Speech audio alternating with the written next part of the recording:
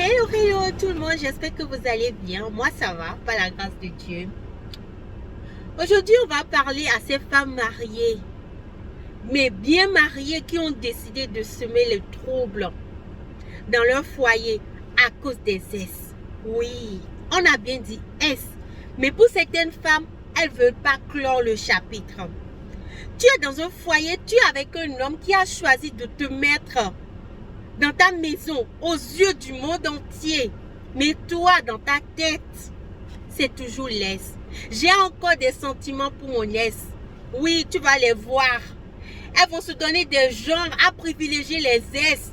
Et quand monsieur demande, je suis fatiguée, j'ai mal à la tête, je ne me sens pas bien. Toujours des excuses. Pourtant, cet Est-là, s'il était si bien que ça, vous n'en seriez pas là. S'il était si bien que ça, il ne serait pas un S. Parce que quand c'est S, ça doit rester dans le passé. Mais vous, mesdames, vous choisissez de troubler votre harmonie. Vous choisissez de donner une chance à votre mariage à cause d'un S. Ce monsieur, s'il était si bien que ça n'aurait pas abouti à une séparation. S'il avait choisi de faire de toi sa femme, il ne serait pas un S. Il t'a donné du gourmet, mais tu es encore là.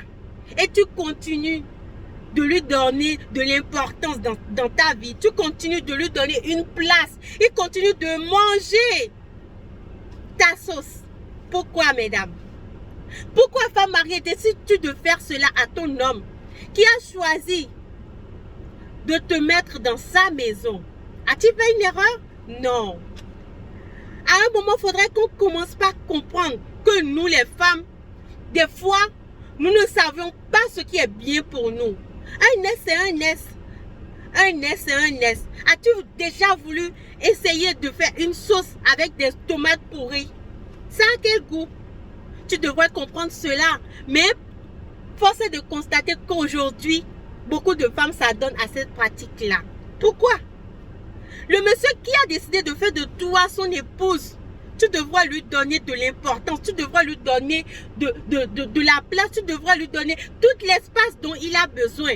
Mais toi, tu es là à courir derrière un S, à donner de l'importance à un S, à aller rencontrer un S en cachette, à rester dans les toilettes longtemps à cause d'un S, à cacher tes messages, à te stresser, à envoyer des petits moments de SMS et après te donner de la peine pour supprimer. Tu ne vois pas que tu t'oppresses, tu ne vois pas que toi-même, tu donnes à ton corps des problèmes avant même de donner à ton corps des soucis. Parce que c'est deux choses différentes. Hein? Un S, c'est un S.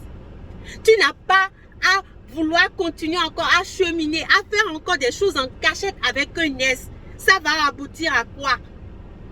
Ça va aboutir à quoi? Je te parle entre sœurs ce matin. Ton S là, s'il avait choisi de te donner de l'importance, s'il avait choisi que vous existiez, ce ne serait pas un autre homme qui serait dans ta maison aujourd'hui. Je te parle. Pourquoi voulez-vous vous-même gâter votre sauce que vous avez préparée? On fait tellement de choses pour cacher ces relations avec ces S. Pourquoi? Ah, je continue d'avoir des sentiments encore pour lui. Ah, je continue encore de lui donner de l'importance. Pourquoi? S'il était si beau que ça, tu n'allais pas choisir le mariage. Hein? Parce que certaines choisissent juste le mariage parce qu'elles ont envie de passer à autre chose. Mais si tu as envie de passer à autre chose, commence déjà par faire la part des choses. Si tu as choisi ton mari, donne-lui toute la place qu'il lui faut.